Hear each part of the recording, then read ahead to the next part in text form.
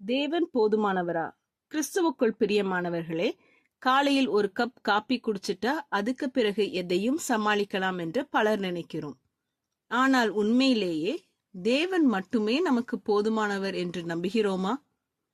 வாழ்க்கை அழுத்தமாக மாறும்போது, குறிப்பாக உறவுகளில் விஷயங்கள் சரியாக இல்லாத போது, நம்மில் சிலர் அந்த வெற்றிடத்தை உணவால் நிரப்ப முயற்சி செய்கிறோம்.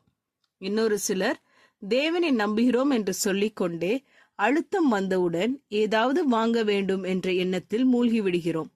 சில நேரங்களில் நமக்கு வேண்டியது கிடைக்கவில்லை என்றால் புலம்புகிறோம், குறை சொல்லுகிறோம், விமர்சனமும் செய்கிறோம்.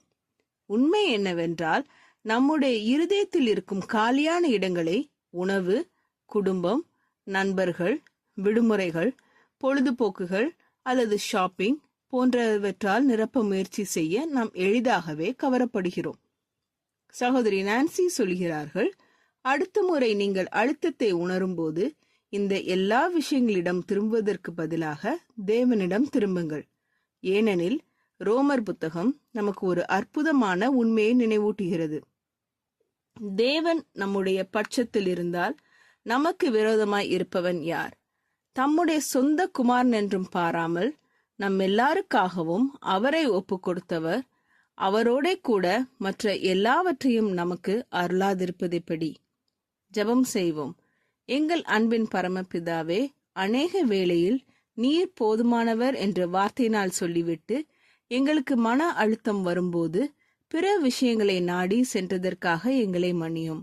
எங்களில் உள்ள காலி இடத்தை நீர் நிரப்பும்.